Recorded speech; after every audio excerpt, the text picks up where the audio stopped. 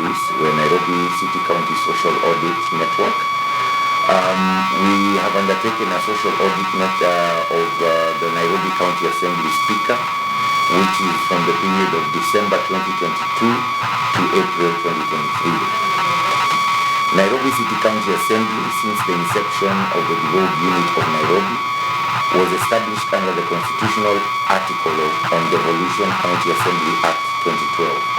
We have based our findings according to the social audit conducted at the Nairobi County Speakers in performance and following the key and significant areas that would be found to place good measure of social impact analysis, legislative and oversight analysis, among others. Therefore, we use the following areas of performance indicators to base our scorecard. 1.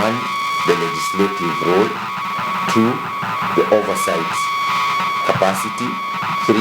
Cohesion, diversity and gender balance. And 4. Public participation. We all know in the last 10 years since the Nairobi City County Assembly, and coming from a defunct past of the Nairobi City Council, Nairobi City Speaker's office has been a center stage of its existence, and at most has been riddled with political machinations, violence, corruption, and poor leadership. The last County Assembly 2017-2022 is an optimal example of an assembly run through intimidation, misuse of Speaker's office and powers, a toothless County Assembly Public Service Board mingled in ethnicity, harassment, corruption, and bad leadership. The oversight role of checks and balances of the Nairobi City County government in the past by the County Assembly had been compromised and weakened typically through handouts, intimidation, blackmail, violence, police brutality, and a toxicity environment. The Speaker of the Nairobi County Assembly, Ken Gondi, a seasoned Nairobi politician who has served as an MCA, Deputy Speaker, a Councillor, a Chair of the Health Committee, and became Speaker of Nairobi County on 29th September 2022 after a hotly contested election that divided the Assembly almost into half. I shall now take you through the 4 different areas that we say we use as our tools to carry out the social audit. So number 1, the legislative. According to our findings, the Nairobi City County Assembly, under his leadership, there has been the establishment of the Nairobi City County Assembly Public Service Board, which has seen the smooth running and flow of County Assembly business in conjunction with the Office of the Clerk. The county has passed the highest number of policies and bylaws ever since the existence or the start of devolution. The structural leadership between the Assembly, both minority and majority, are working in a bipartisan perspective and approach taken thanks to the County Assembly Speaker. The same approach has been witnessed according to our findings that legislation, policy and other instruments needed for the smooth flow is a mode of operation at the County Assembly, e.g. the supplementary budget and the financial appropriation estimates have been brought to the floor of the Assembly, and the Speaker, according to our findings, has ensured the Nairobi City County as a devolved unit remains intact and has built strong channels within the County Government Act with the Executive and the Senate that is people-driven and development and service provision taking center stage. For that, we give them 8 out of 10 in terms of the legislative process. In the area of oversight, it has been established that the role of oversight of the County Assembly remains vigilant and independent in its operations. Through the County Speaker, the floor of the House has been open for mature debate and has seen little or no standoffs and wrangles that were the norm to the Assembly or at the Assembly. The oversight role played by the County Assembly members, all the 127 of them, rests in the capacity of the Assembly leadership, particularly the oversight role of ensuring that what the county government does is in line with the constitution and various statutes provided for. The formation and smooth running of committees of the assembly that have been mandated to interrogate, inquire, make requests for information, both on revenue and expenditure. The findings show that there has been a considerable shift in the oversight role played, and the citizens of Nairobi can rest assured that under the leadership of the Speaker, with his personal traits that enable him to execute such a role and enabling the County Assembly Oversight Committee undertake their mandate as provided for in the County Government Act 2012. The County Assembly, as mentioned, has been able to lobby the Senate for budgetary and county-related committees for increase of funds to the Assembly to enable members to undertake their oversight role mandate with the requisite resources made available. For that oversight, we have seen that they have been able to keep track with everything the county government of Nairobi is doing, and they have built very strong committees that are holding the county government accountable, and at the same time protecting devolution. As you all remember, in the past, Nairobi County lost its devolved unit, and it was under the national government. And all this happened because the county assembly had lost sight over its oversight role. However, this time round, under the leadership of the Speaker, we saw fit to give them 8 out of 10, a great improvement. And you all know, members of the press and the public, that this has been the case. In areas of cohesion, diversity, and gender balance, the Nairobi City County Speaker's Office were, as reported, concluded as the public wanted to know how many officers work at the Speaker's office. It was found to be ethnically balanced, areas of community considerations, and gender sensitive. The office has 6 employees as provided for in the SRC Act and the circular that is given by the SRC. The information we have is that there is one personal assistant, a female, who is a Muslim. There is one driver who is a Luo. There is a cook who is a Kamba. There is a gardener who is a Luo, and a personal assistant or personal secretary, if I may correct, who is a Kikuyu and a female. The membership of the Public Service Board at the Assembly also scores high in regards to cohesion, as membership of the board comprises of the Speaker, 2 members nominated by both minority and majority parties, and the minority party nominated a female in this sense, the clerk, and 2 members of the public representing the public in that board. And therefore, any recruitment of staff is mandated to the Nairobi City County Assembly Public Service Board, and as provided by the law and the Constitution and the County Government Act. And to be honest, we have seen that the office of the Speaker has a diversity ethnically. In areas of gender balance, they have females who work there. In areas of even religion, they have different religion like Christians, Muslims, and the like. And we can also see the backgrounds that the people who work in that office have. Therefore, unlike it was before with the previous speakers, where we had most of the people coming from one ethnic group, this has scored a 9 out of 10, because the areas of ethnicity, the areas of gender have been covered in this, and therefore the office of the Speaker scores highly on this area.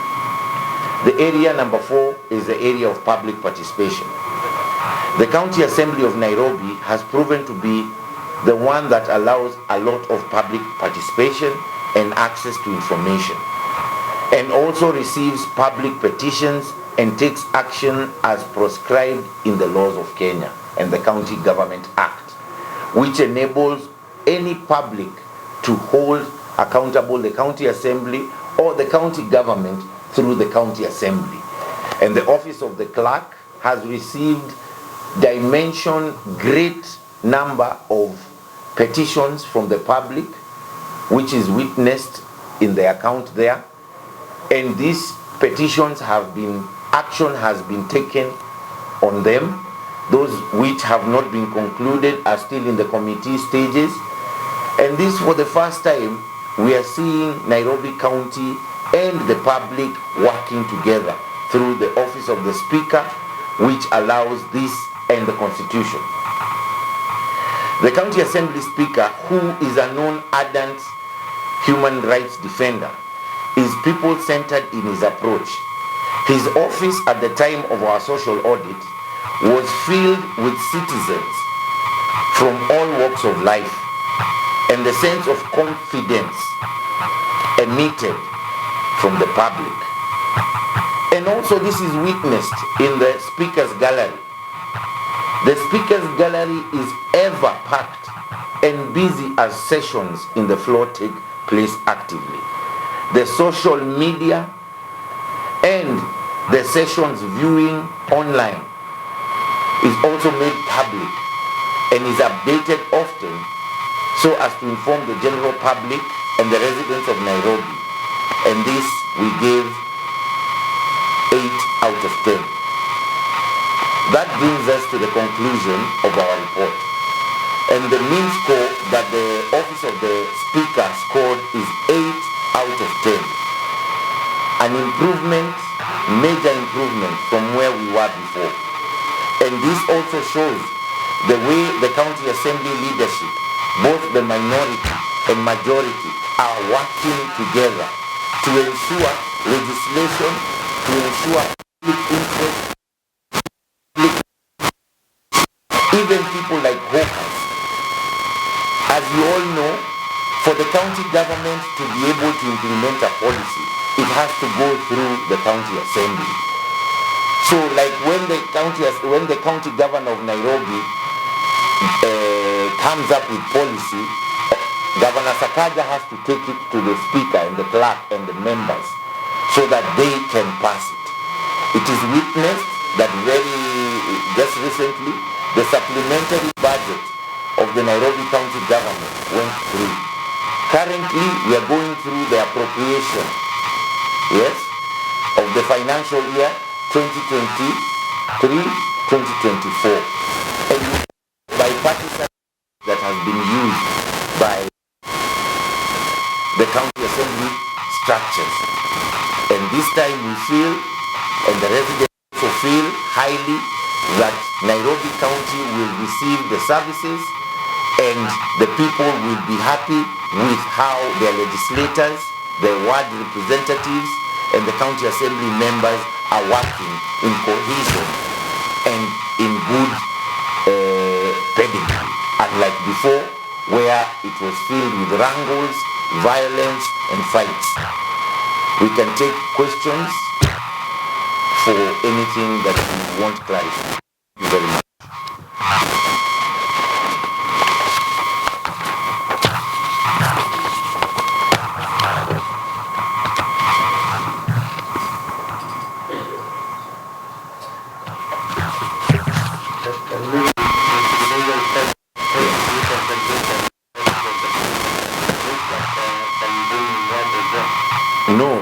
Actually, as you all know, when we did the Nairobi County social audit, we also centered on the office of the governor because every institution has its leadership.